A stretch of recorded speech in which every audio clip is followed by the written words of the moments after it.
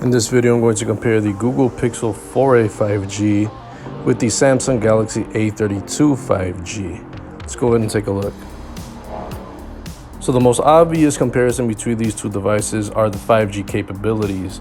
The Pixel 4a 5G is the cheapest 5G Pixel out there, coming in at $500, while the Galaxy A32 5G is the cheapest Samsung 5G device, coming in at different price points. You can get it as low as $30 on prepaid or $280 at full price. So you have a mid-range on the left with a budget on the right, 5G going toe-to-toe. Let's go ahead and take a look. For the overall size, the Pixel 4a 5G is around 6.1 inches tall, 2.9 inches wide, and around 0.29 inches in thickness. The A32 5G is the bigger device. It has a height of 6.4 inches, 3 inches wide, 0.36 inches thick. So a little bit of a difference in size. The lighter device also is the Pixel 4a 5G at 5.9 ounces. Heavier device is A32 5G at 7.23 ounces. For the overall build quality, both of these are straight up plastic devices, nothing premium about them. But that's a good thing. If you drop them, they won't shatter if they had premium materials like glass. But either way, I would slap a case on them. One bonus on the Pixel 4a 5G is that it has an embedded eSIM, so you could have two different SIM card slots, two different data plans or cell phone numbers. The A32 5G does not have that. For the display, the Pixel 4a 5G comes in at 6.2 inches versus the 6.5 inch bigger screen on the A32 5G. You get a 1080p OLED display on the Pixel 4a 5G, 720 resolution on the Galaxy A32 TFT display. So you're getting overall better quality on the Pixel 4a 5G, but not by much. You'll be satisfied with both of these devices. The PPI is 413 on the Pixel 4a 5G, which is pretty good. It's 270 PPI on the A32 5G, so that's on the low end of the spectrum, but both of them are overall pretty good. As for the software, very different software on these devices. You got a stock Google version of Android 11 on the Pixel 4a 5G, but you also get Android 11, but with Samsung UI on top on the Galaxy A32 5G. Very different ways. It's just a matter of preference. You got stock on the Google phone. You got Samsung customizable interface on the A32 5G.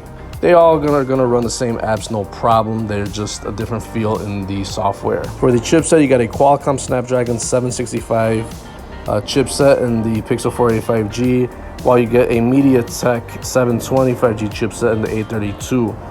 Both of these chipsets are very capable of running 99% of the apps out there with not too many slowdowns, except that the Pixel 4a 5G has a more well-known, more powerful Qualcomm, so it has less of a chance of failing than the MediaTek. MediaTek is not a very well-known chipset to be of good quality compared to the flagships of like the Qualcomm Snapdragons, but it'll get the job done, no problem. For the internal storage, you got 128 gigs on the 4a 5G on the Pixel, and you get 64 gigs of storage of internal storage on the A32 5G.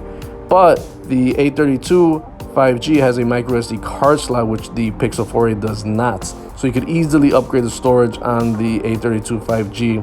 But 128 gigs starting on the Pixel 4a 5G is not too bad at all. As for the RAM, you got 6 gigs of RAM on the Pixel 4a 5G, 4 gigs of RAM on the A32 5G. So both of these amounts of RAM are pretty good. You shouldn't have any problems running out of RAM for having apps open in the background. You shouldn't have too many closing of apps or crashes or anything like that. But the Pixel 4a 5G has more and has less of a chance of failing. The camera system, the Pixel 4a 5G has two cameras in the back, 12 megapixel main camera, 16 megapixel ultra wide.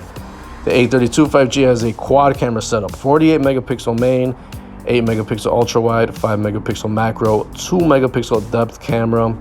Both of these cameras are perfectly fine. I say the better quality out of the two is going to be the Pixel 4a. Pixel has always been known to have good quality cameras, and the Pixel 4a will not disappoint.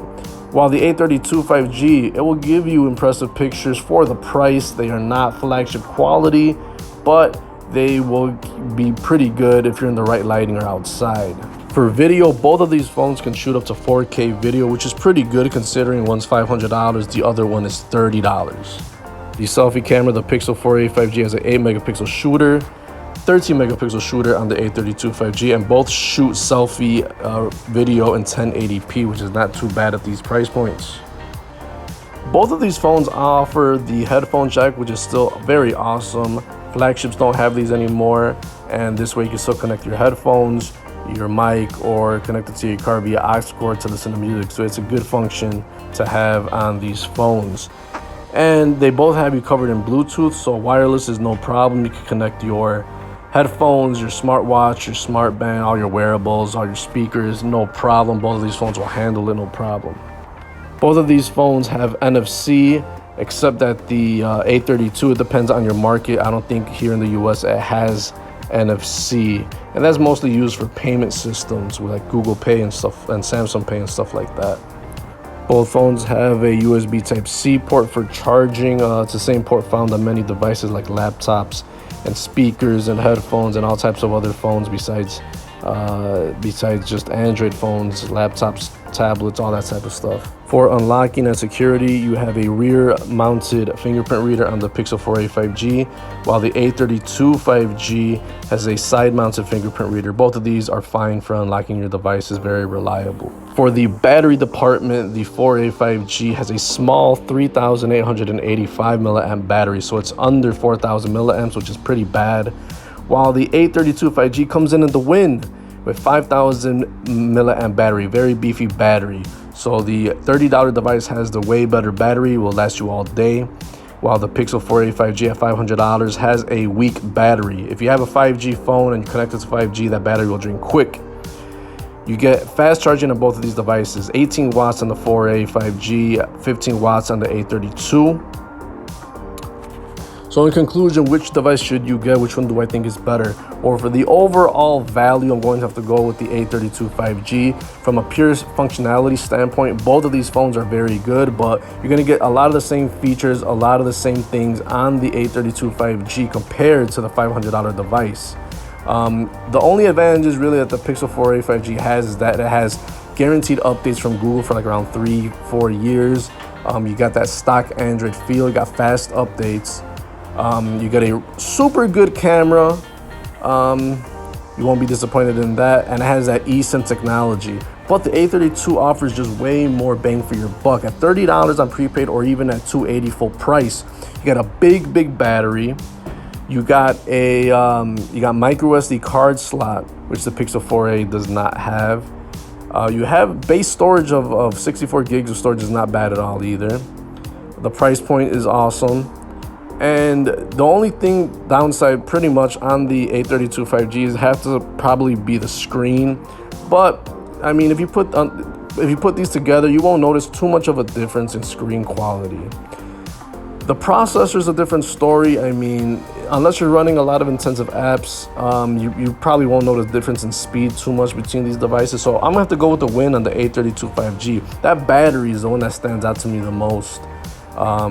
For a 5G device, I can't fathom why Google still has a 5G device that's under 4,000 milliamps in size. So thanks for watching, guys. I'll see you in the next one. Peace.